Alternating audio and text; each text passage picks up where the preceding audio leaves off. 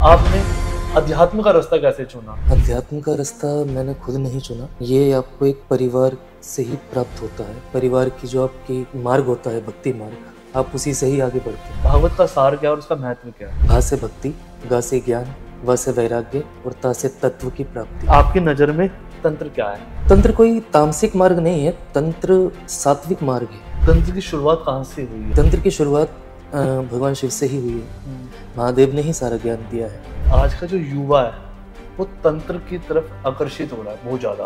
तंत्र की तरफ आज का युवा जो आकर्षित हो रहा है, उसका कारण मुझे ऐसा लगता है, जो मैंने आपको पहले भी बताया, कि बहुत जल्दी प्राप्ति वाला साधन है। नमस्कार दोस्तों, आप सभी देख रहे हैं क्लिक इंडिया।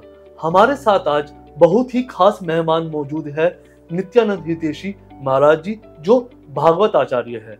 महाराज जी, आपका बहुत बहुत स्वागत है। धन्यवाद।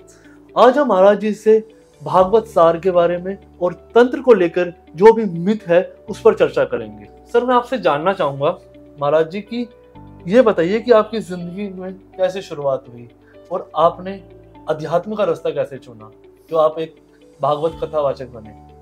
अध्यात्म का रास्ता मैंने खुद नहीं चुना। ये आपको एक परिवार से ही प्राप्त होता है। परिवार की जो आपकी मार्ग होता है, भक्ति मार्ग, आप उसी से ही आगे बढ़ते हैं। बचपन से जो संस्कार आपको दिए जाते हैं, वही संस्कार आगे जाके आपको उस मार्ग पे ले जाते हैं। हमारे घर में भी बचपन से ही हरिनाम संकीर्तन होता आया है। हरिनाम संकीर्तन को सुनते सुनते, वहाँ बैठते बैठते ठाकुर जी में थोड़ी सी प्रीति होती गई। वही संकीर्तन आगे चलते चलते इस मार्ग पर ले आया। फिर मैंने भागवत का अध्ययन किया और भागवत का अध्ययन करके अब मैं भागवत करता हूँ, भागवत कथा। बस यही एक छोटी सी जर्नी है।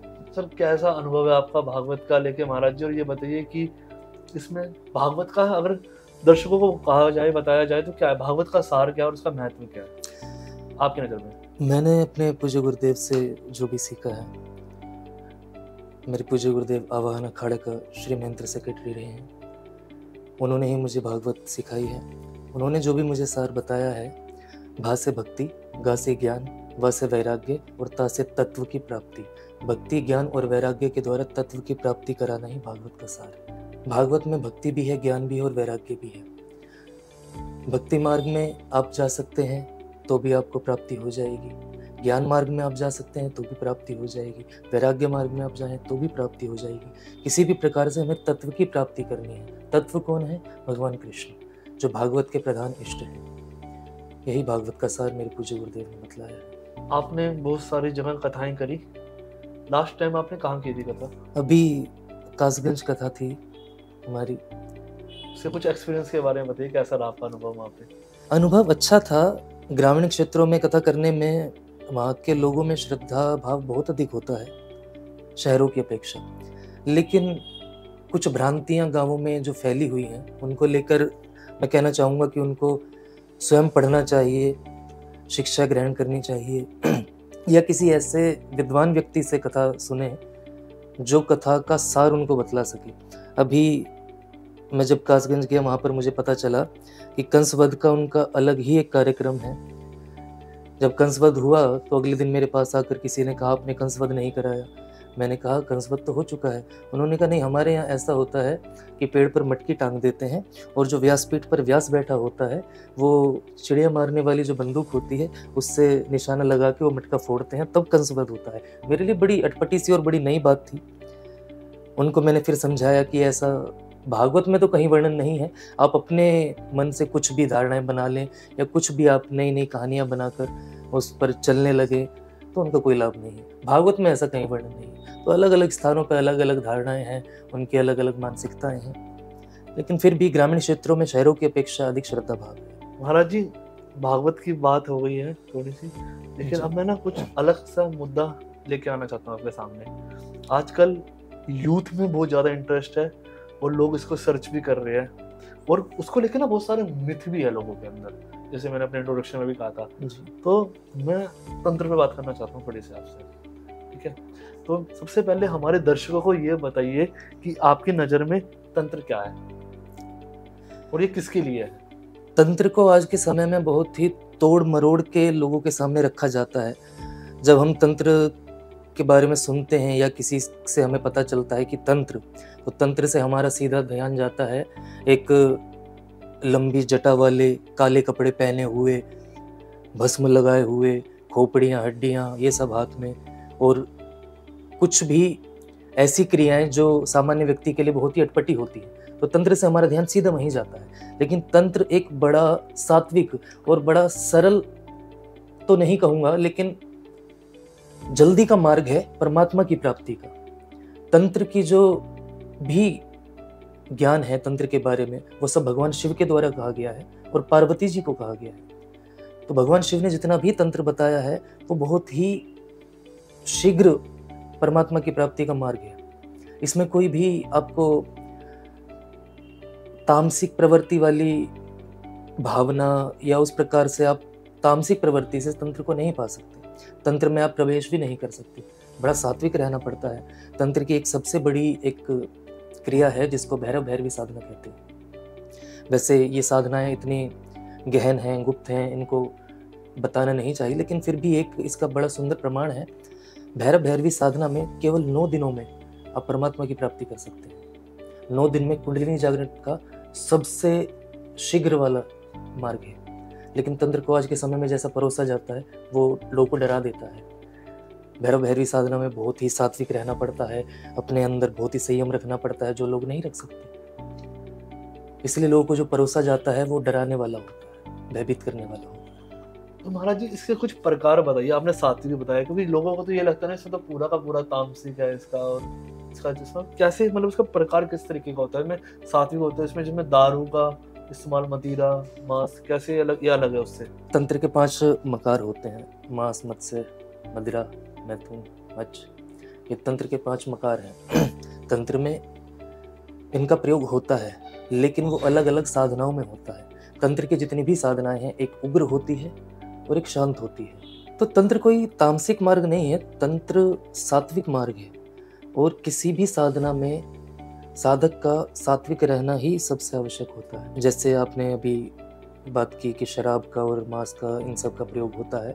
यदि इनका प्रयोग होता भी है तो इनका प्रयोग सात्विक मन से ही होता है और केवल अर्पण करने के लिए, भोग देने के लिए होता है। क्योंकि तंत्र में कुछ ऐसे भी पिशाचनियाँ, योगनियाँ, भैरव ऐसे हैं जिनको इन्हीं वस्तुओं का भोग अर्पण होता है, लेकिन वो भोग उनको अर्पण करने के लिए, स्वयं के लिए नहीं, उनको अर्पित करने के लिए। जैसे आजकल एक नई भ्रांति चल रही है, मैं देखता हूँ लोग जाते हैं भोलेनाथ के नाम पे चिलम पीना, भांग खाना।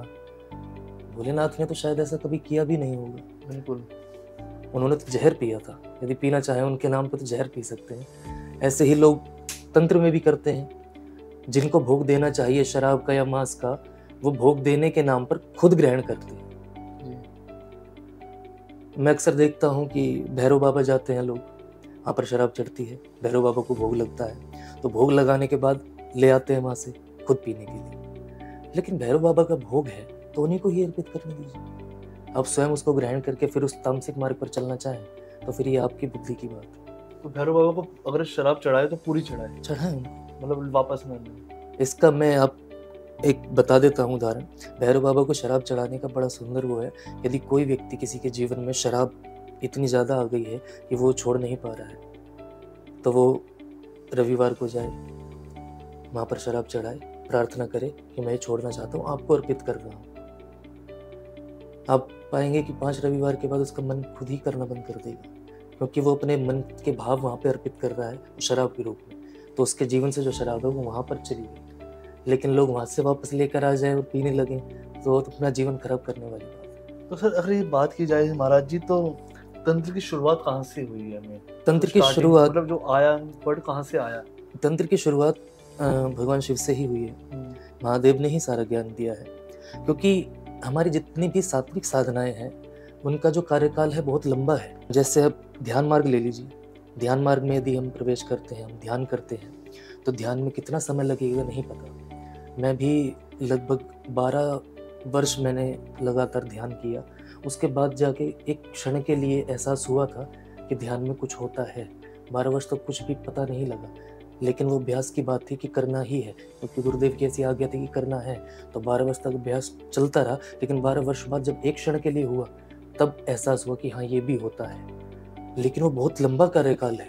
तंत्र जो है बहुत ही सूक्ष्म है, जल्दी वाला मार्ग है।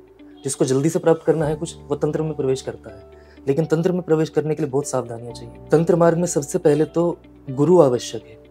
तंत्र मार्ग में क्या, जीवन के किसी भी मार्ग में गुरु आवश्यक है, लेकिन जो भी व्यक्ति तंत्र में प्रवेश करना चाहते हैं उनके लिए गुरु ऐसा चाहिए जिसने तंत्र प्रयोग किया हो, जो तंत्र में प्रवेश कर चुका हो, जिसने कुछ पा लिया हो, जो सिद्ध हो चुका हो। कोई भी साधक को गुरु बनाकर अगर आप चल पड़ेंगे तो वो तो डूबेगा ही, आपको भी लेकर डूबेगा। इसलिए सिद्ध गुरु चाहिए। और सिद्ध गुरु जो होते हैं, सिद्ध गुरु कभी भी आपको ऐसे स्थान पर लेकर नहीं छोड़ेगा कि आप डूब जाएं, वो आपको पार लेकर ही जाएगा। महाराज इसमें एक सवाल छोटा सा जी। ऐड करूंगा, सिद्ध गुरु की पहचान कैसे करें? क्योंकि मैं इसके टॉपिक में बाद में आऊंगा जी, हमें कैसे पता कि ये सिद्ध है? देखिए मैं आपको गुरु की ही पहचान बता देता हूँ। सिद्ध गुरु तो बहुत ऊंची बात है।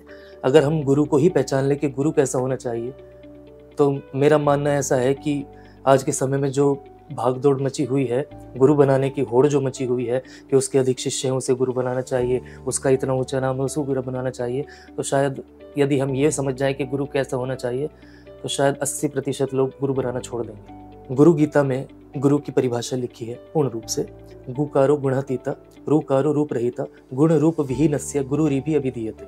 जो गुणातीत है, जो रूप रहित है, वो गुरु है। गुणातीत की परिभाषा भगवान श्री कृष्ण ने श्रीमद् भगवद गीता में स्पष्ट रूप से कही है, सम दुख सुख स्वस्थ समलोष्टाश्मकाश्चन तुल्य प्रिय प्रियो धीर तुल्य निंदात्म संस्तुति मान अपमानयोस्तुल्य तुल्य मित्रारिपक्षयो सर्वारंभ परित्यागी गुणातीत स उच्यते। जो सुख में दुख में समान भाव रखता है, जिसके लिए मिट्टी पत्थर और सोना स्वर्ण समान है, जो निंदा और स्तुति में समान भाव रखता है, जिसके लिए मान अपमान में समान भाव है, जिसके लिए शत्रु पक्ष और मित्र पक्ष दोनों में समानता है, जो संपूर्ण कर्मों के आरंभ के कर्तापन के अहंकार से रहित है, वो गुणातीत है। आपको लगता है कोई ऐसा होगा जिसके लिए मिट्टी भी पत्थर भी और सोना भी समान होगा? सोना देखते ही पीछे भागते हैं सब। अगर पत्थर मारने लगे तो कोई नहीं लेंगे, लेकिन सोना मारे तो उठा कर ले आएंगे। कोई आपकी बड़ाई करे तो आपके लिए बहुत अच्छा है, कोई आपकी बुराई करे, नहीं ये व्यक्ति अच्छा नहीं है। कोई आपसे शत्रुता रखे, नहीं इससे दूर रहना है। कोई आपसे मित्रता का भाव रखे तो आप उसके साथ घूमेंगे फिरेंगे। लेकिन इन सभी कार्यों में जो समान भाव हो, बिल्कुल समान, शांत, एक रस, वो गुणातीत। रूप रहित कौन है? जो बाहरी दिखने वाले अरूप तत्व को ना देखकर उनमें भीतर जो विराजमान जीव है, ईश्वर का अंश है, उसको देखता है, वो रूप रहित है।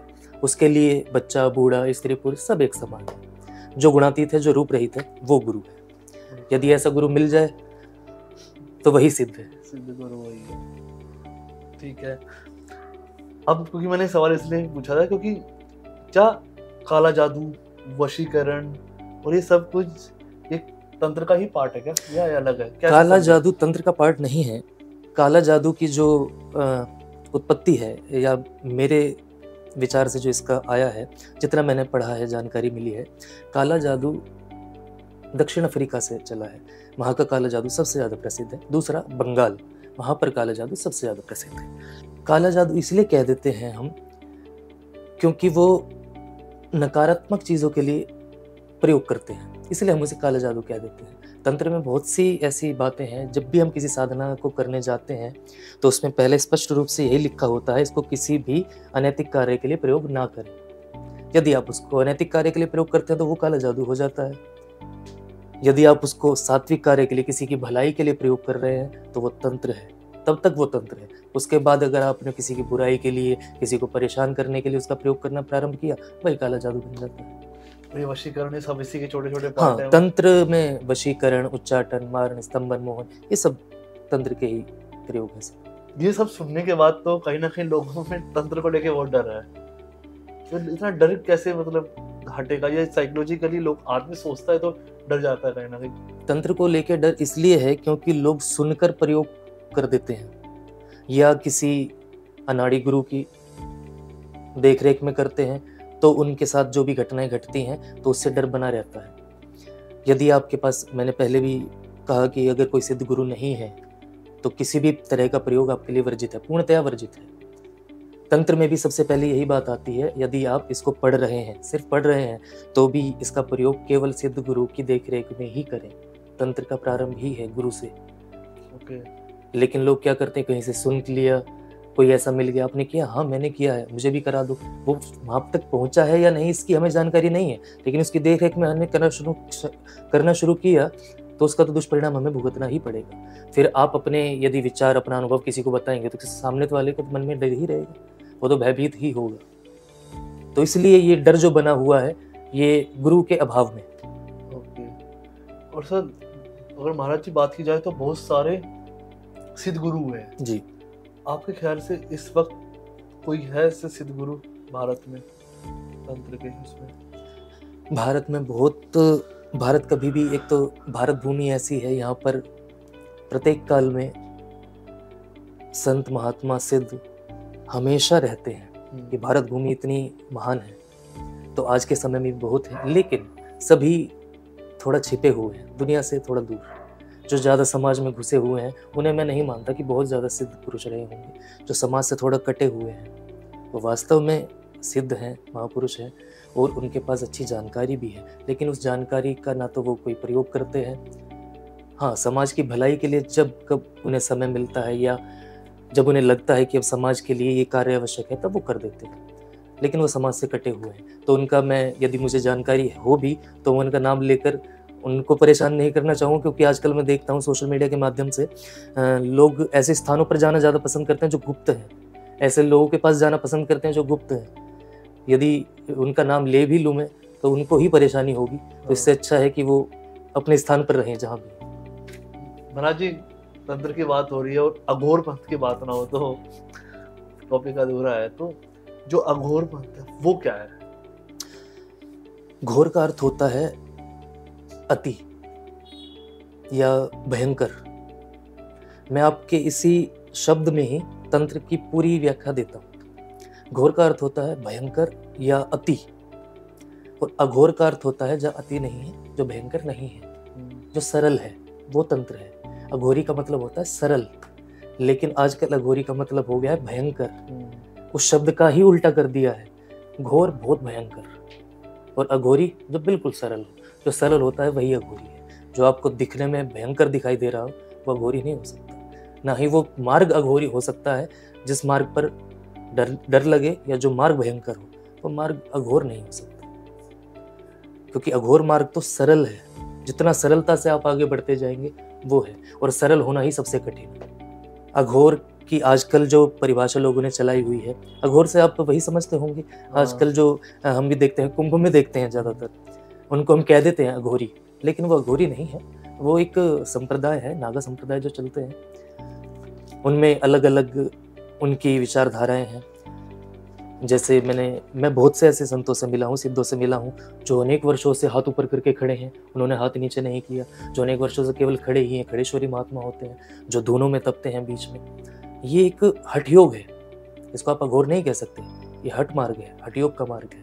अघोर का मतलब है सरल मार्ग। जितनी सरलता से आप चलते जाएंगे उसके ऊपर आश्रित होकर, वो अघोर मार्ग है। लेकिन देखा जाता है कि कहीं ना कहीं वो काफी अग्रेसिव होते हैं, गुस्से वाले होते हैं, और उनसे बात करो तो एकदम से आप वैसे सरल बता रहे हो, लेकिन ऐसा देखा नहीं गया है। मैंने इसलिए ही बताया है कि जो भयंकर हो वो अघोर नहीं हो सकता। वो हठयोगी तो हो सकता है लेकिन अघोर नहीं हो सकता। जो अघोरी होंगे वो तो सरल ही होंगे। लोगों को भय इसलिए लगता है, इसलिए वो ज्यादा क्रोध करते हैं, क्योंकि ये आवश्यक भी है। एक छोटा सा उदाहरण देता हूँ। एक संत कहीं मार्ग से जा रहे थे, रास्ते में एक सांप मिला। संत ने उसको देखा, सांप उनको डसने के लिए पास आया। संत ने अपने ही मन के माध्यम से उसको समझाया कि तू जो लोगों को डसता है, तुझे इससे क्या मिलता है? एक तो तुझे सांप की योनि मिली है, उसमें भी तू ऐसे कर्म कर रहा है, फिर तुझे अगली योनि जो मिलेगी वो भी तेरी खराब ही होगी। सांप ने कहा मेरा तो काम ही है, मैं क्या करूं? संत ने कहा नहीं, ये काटना छोड़ दे, डसना छोड़ दे। कुछ दिनों बाद संत फिर उसी मार्ग से जा रहे थे तो देखा वही सांप अधमरी अवस्था में पड़ा हुआ था। छोटे छोटे बच्चे उसको पत्थर मार रहे थे।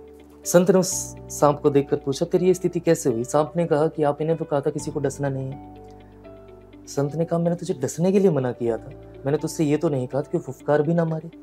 बच्चों को डराकर कम से कम दूर तो भगा सकता था, तूने फुफकार मारना ही छोड़ दिया। तो यही एक बात उन संतों के ऊपर भी जाती है।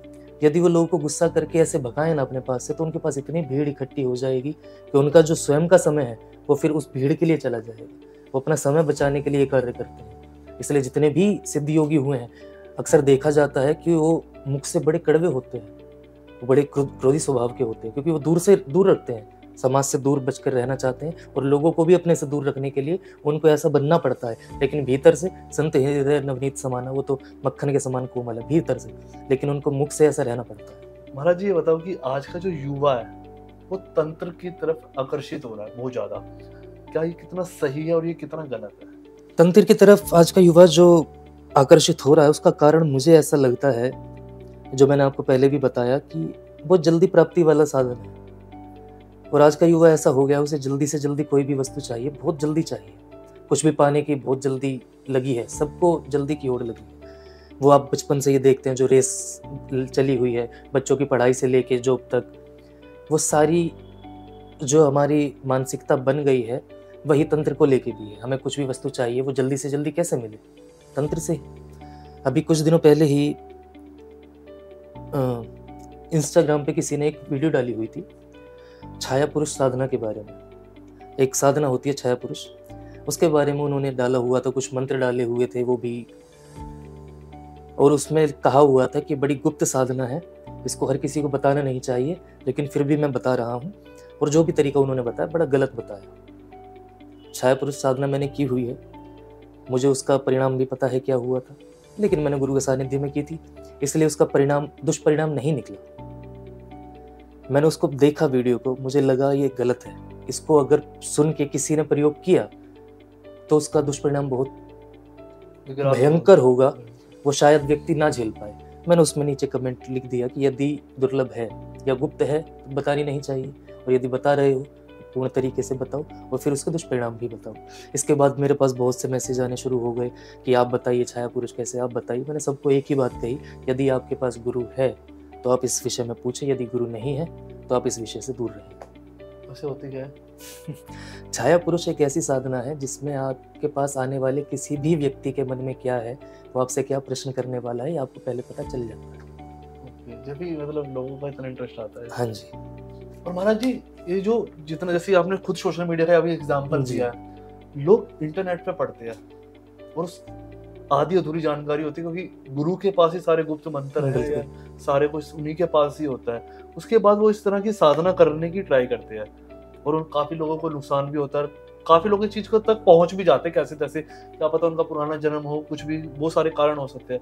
आपको क्या लगता है कि लोगों को इंटरनेट के माध्यम से ऐसी साधना करनी चाहिए, अगर नहीं करनी चाहिए, अगर कौन सी साधना वो कर सकते हैं, कौन सी नहीं करनी चाहिए?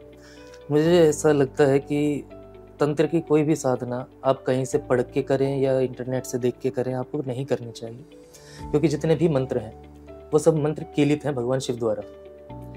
आप उनका कितना भी जप करेंगे कोई लाभ नहीं मिलेगा, क्योंकि जितने भी तंत्र के मंत्र हैं वो सब भगवान शिव ने कीलित किए हुए हैं। और वो उनका उत्कीलन कैसे होता है?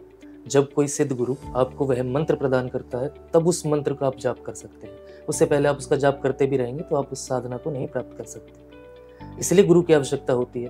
तो इंटरनेट के माध्यम से या कहीं से पढ़ के हम कुछ करना प्रारंभ कर भी दें तो उसके दुष्परिणाम तो हमारे सामने आ सकते हैं, लेकिन उसमें हम सफलता नहीं प्राप्त कर सकते। तो इसलिए मैं कहूँगा कि कहीं से भी देखकर या पढ़कर ये सब साधनाएं नहीं करनी चाहिए।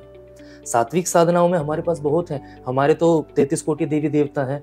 हमें यदि करनी ही है तो सबसे पहले तो मुझे ऐसा लगता है कि गायत्री मंत्र जो पूर्ण है, गायत्री मंत्र की साधना सबसे उत्तम है, गायत्री साधना करनी चाहिए। जो गायत्री साधना नहीं कर सकते या नहीं करना चाहते उनके लिए हनुमान जी महाराज हमारे बैठे हुए हैं, जो ये पढ़े हनुमान चालीसा होए सिद्धि साखी गौरी सा। इसमें भी सिद्धि है और इसकी जो साक्षी है माँ पार्वती है। जो भी हनुमान चालीसा का पाठ करते हैं उनको सिद्धि प्राप्त होती ही है, होए सिद्धि साखी गौरी सा। तो इसलिए हनुमान चालीसा का पाठ करने से सात्विक साधना तो मुझे लगता नहीं कोई हो सकती है। और हनुमान जी महाराज इतने प्यारे हैं, उनका तो कहना ही क्या। बिल्कुल। और क्या कहते हैं, जैसे मैं पूरा का पूरा सारा का इंटरनेट पढ़कर आया हूँ, समझ कर आया हूँ, वही मैं आपसे सवाल कर रहा हूँ।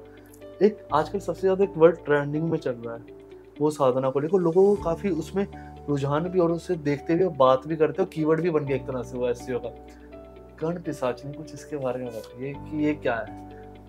ये जितना डरावना है ये उतना उससे ज्यादा डरावनी है, क्या है ये? कर्ण पिशाचनी के बारे में मैं इतना कहना चाहूंगा कि गृहस्थी को तो कर्ण पिशाचनी नहीं करनी चाहिए, सबसे पहली बात। क्योंकि कर्ण पिशाचिनी 3 रूपों में आती है, या हम कोई भी अप्सरा साधना या योगिनी साधना करते हैं वो 3 रूपों में आती है, माँ, बहन और पत्नी। ठीक है। यदि आप माँ के रूप में उसको स्वीकार करते हैं तो आपकी माता जो है उनको कष्ट होगा, यदि बहन के रूप में स्वीकार करते हैं तो बहन उसको कष्ट होगा, यदि पत्नी के रूप में स्वीकार करते हैं तो आपकी पत्नी, आपका गृहस्थ जीवन नहीं रहेगा। तो 3 रूपों में आती है, इसलिए मेरा मानना ये है कि गृहस्थी को कभी भी ये साधनाएं नहीं करनी चाहिए। हाँ, जिसे परिवार से अलग रहना है वो ये साधनाएं कर सकता है। दूसरा, कर्ण पिशाचिनी बड़े उग्र रूप में आती है और साधना काल में ही वो सामने वाले व्यक्ति को, साधक को इतना डरा देती है, उस समय हो सकता है कि आपका मानसिक संतुलन भी बिगड़ जाए। तो इसलिए आपको कर्ण पिशाचिनी नहीं करनी चाहिए। यदि आपके साथ में गुरु बैठे हैं और गुरु अपने सानिध्य में आपको ये साधना करा रहे हैं और वो गुरु सिद्ध हैं तो आप इस साधना को कर सकते हैं, नहीं तो इस साधना के बारे में तो बात भी ना करें तो ही अच्छा है। कर्ण पिशाचिनी का यही कार्य है, वो भूतकाल की कोई भी बात आपके कान में आके चुपचाप से कह देती है। किसी भी व्यक्ति के बारे में कोई भी जानकारी आपको चाहिए वो आपके कान में आके बोल देती है।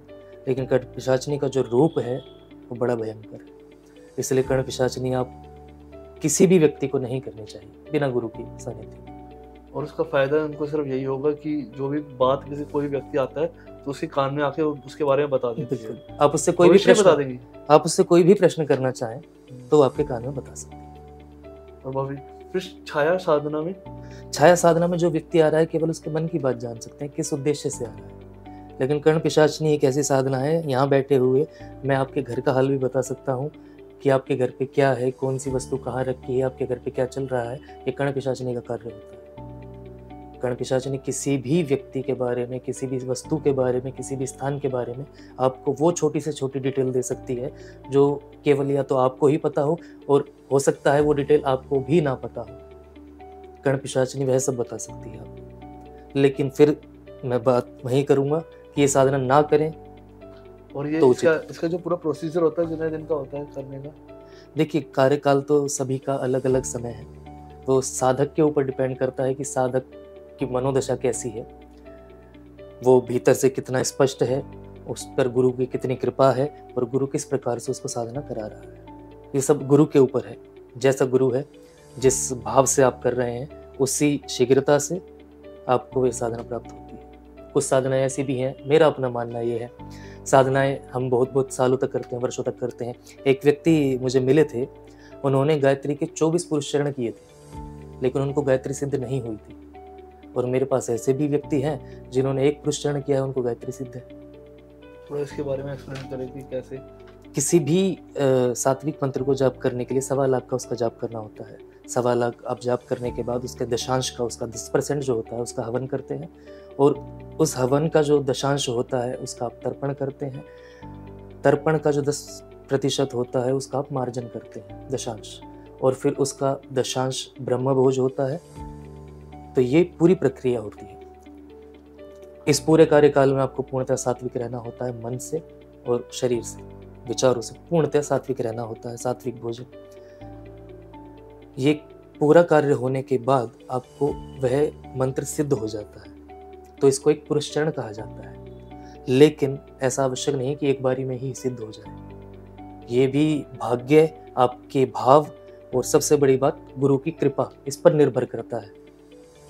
मेरे बहुत ही पास के ही जानकार हैं, ऐसा कहूँगा निकट वाले, उन्होंने 24 पुरुष चरण किए हुए, लेकिन उनको गायत्री सिद्ध नहीं हुई। और मेरे ऐसे भी जानकार हैं जिन्होंने 1 बार पुरुष चरण किया तो उनको गायत्री सिद्ध है।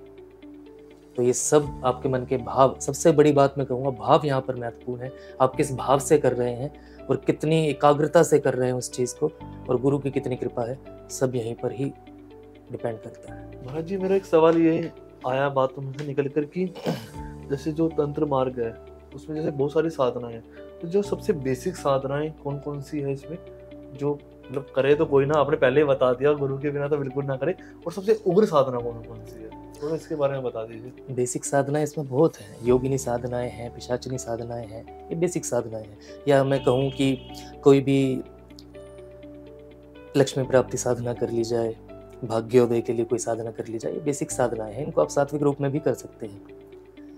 और जो मुझे लगता है सबसे ऊंची जो साधना है वो है भैरवी साधना। ये साधना आपको 9 दिन में परमात्मा की प्राप्ति करा सकती है। केवल 9 उग्र दिनों। साधना है बहुत। लेकिन नहीं, ये बिल्कुल सात्विक साधना ही है। ये तंत्र की भी सबसे ऊंची और सबसे सात्विक साधना है। इसमें आपको जितना भी सात्विक आप रह सकते हैं, उसके लिए आपको अभ्यास करना पड़ता है कई वर्षों से। उन 9 दिनों के लिए आपको कई वर्षों से अभ्यास करना पड़ता है, तब जाके उन 9 दिनों में आप वो साधना पूरी कर सकते हैं।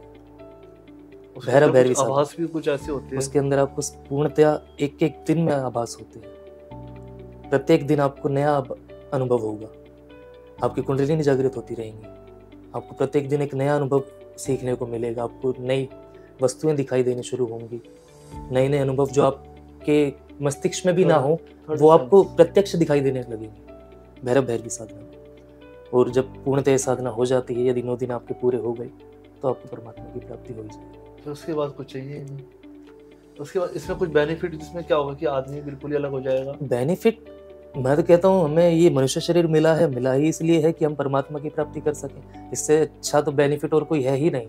लेकिन संसारिक वस्तुओं की तरफ देखें कि हमें पैसा चाहिए, प्रतिष्ठा चाहिए, हमें नाम चाहिए। आजकल फेम के पीछे लोग ज्यादा भाग रहे हैं। बिल्कुल, लोगों को फेम चाहिए, सबसे बड़ी बात है। मेरे पास भी जितने भी लोग आते हैं, मैं उनसे पूछता हूँ किस लिए करनी है साधना? अरे हम फेम चाहिए, फेम चाहिए, फेम के लिए कुछ और कर लो, साधना ही क्यों करनी है? साधना तो अपने लिए होती है ना, अपने जीवन को सुधारने के लिए, या अपना आचरण सुधारने के लिए, अपना मार्ग आगे के लिए सुधारने के लिए, कि हम अब परमात्मा के रास्ते पे जा रहे हैं। यदि हम इन साधनाओं के मार्ग पे होते हुए अंत में भैरव भैरवी साधना कर पाए तो हमारे लिए उचित है। महाराज जी, लेकिन आज के टाइम के अंदर लोग इतने ज्यादा साधनाओं के प्रति जागरूक तो है नहीं, गुरु वाला ज्ञान भी नहीं है, तो उनके साथ ना ठगी बहुत हो जाते हैं। छोटे छोटे लेवल, जैसे नींबू मिर्ची के साथ ही लगा दीजिए, छोटा मोटा जादू टोने के हिसाब से लोगों को इतने इतने पैसे ऐड लेते हैं। वो सारे मैंने मामले सुने। तो उनको कैसे जागरूक किया जा सकता है? देखो, बहुत सी बातों में ऐसा कहूँगा कि लोगों के ऊपर कोई भी परेशानी आती है, वो इधर उधर भागते हैं। किसी ओझा को दिखाओ, पंडित जी को दिखाओ, कोई तांत्रिक के पास जाओ, ये काम हमारा ऐसे हो जाए, किसी का वशीकरण हो जाए।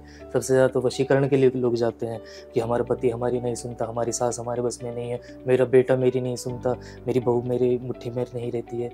ये सब करने के लिए फिर क्या करेंगे? वशीकरण कराएंगे। वशीकरण कैसे? फिर जाएंगे इन तांत्रिकों को ढूंढने के लिए, जो कई बार सड़क पे भी बैठे मिल जाते हैं।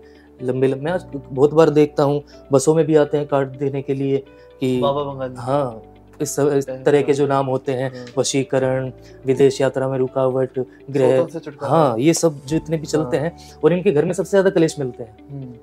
इनके खुद के घर में सबसे ज्यादा कलेश मिलते हैं। इनका खुद का कलेश खत्म नहीं होते, दुनिया के कराते फिर 24 घंटे में गारंटी से समाधान, ये ऐसे पूरा ऐसा रखते हैं।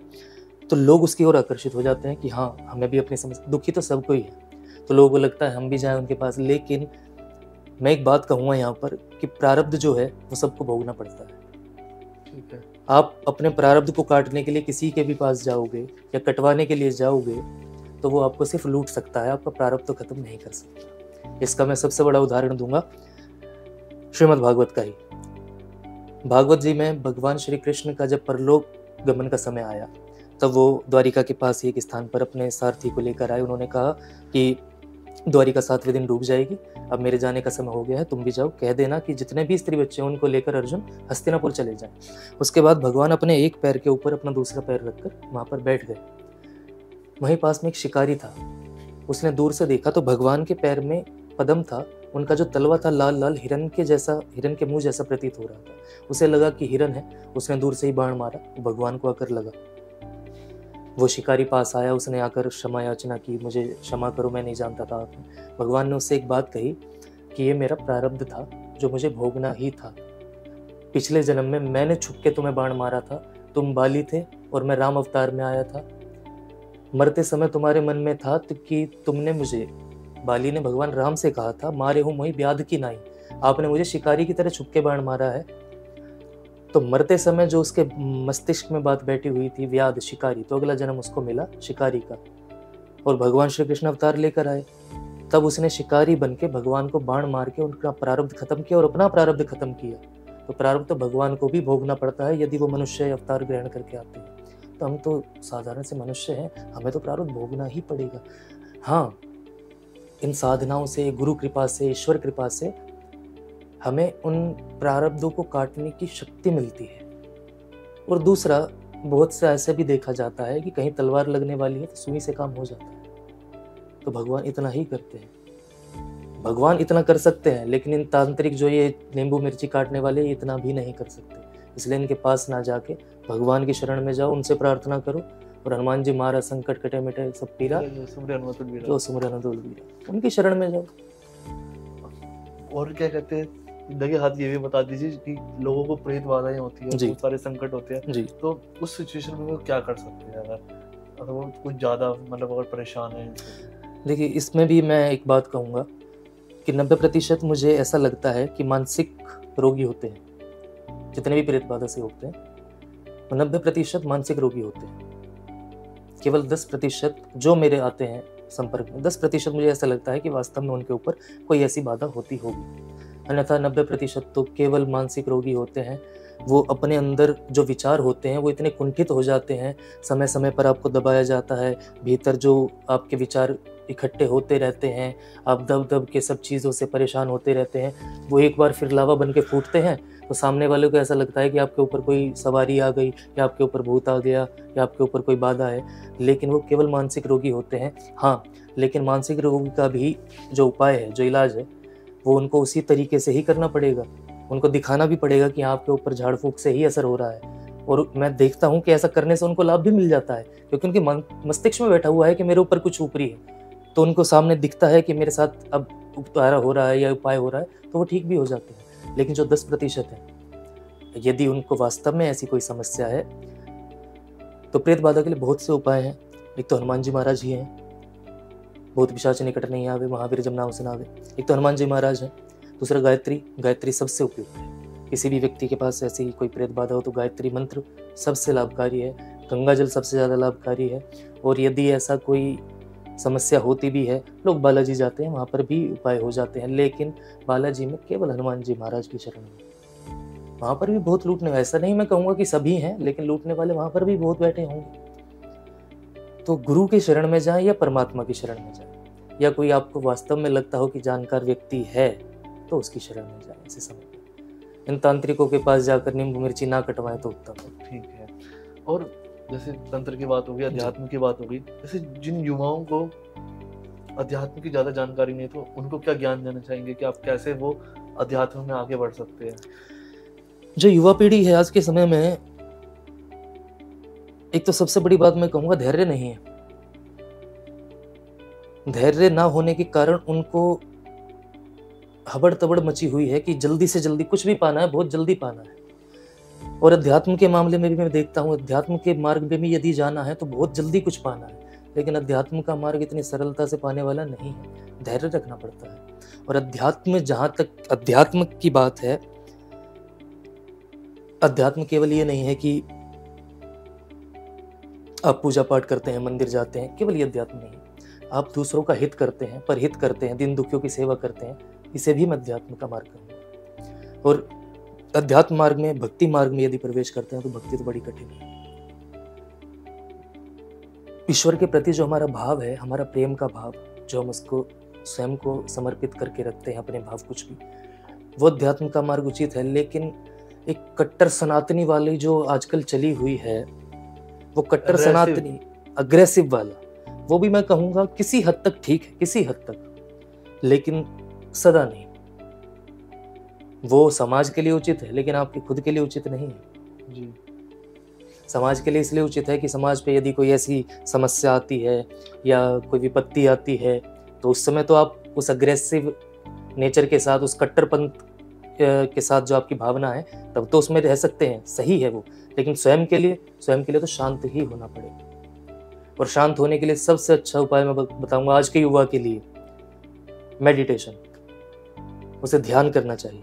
जितना मेडिटेशन करे, जितना ध्यान करे, वो उसके लिए सबसे उत्तम। और ध्यान की प्रक्रिया भी मैं बताऊं, ध्यान को ये नहीं कि हम बैठ के ध्यान करने के लिए ध्यान करना है। आजकल लोग बहुत जाते हैं कि हम वहाँ शिविर में जा रहे हैं, हमें वहाँ ये मिलेगा। ध्यान आप एकांत में घर में बैठकर भी कर सकते हैं। ध्यान का मतलब ये कोई भी कार्य आप ध्यान से करें, बस वही ध्यान है। कोई ऐसी लंबी चौड़ी वो नहीं है कि आपको बहुत बड़ी प्रक्रिया करनी है ध्यान। तो आप कुछ भी थोड़ा समय निकाल कर आप ध्यान पूर्वक केवल बैठना है। उसमें तो स्वयं को देखना है कि हम इतना समय अपने लिए निकाल रहे हैं, हम खुद को भी तो देखें हम क्या हैं। स्वयं के लिए अगर 20 मिनट भी प्रतिदिन निकाल ले व्यक्ति, तो बस उसके लिए अध्यात्म का मार्ग यही सबसे उत्तम। तो ये थे मेरे साथ नित्यानंद हितैषी महाराज जी, जो भागवत आचार्य है, इन्होंने बताया कि आप किस तरीके से अध्यात्म के रास्ते पर आगे बढ़ सकते हैं। तंत्र को लेकर जितने भी मिथ थे उनको भी दूर किया। महाराज जी, आपका हमसे बात करने के लिए बहुत बहुत धन्यवाद। जय श्री कृष्ण।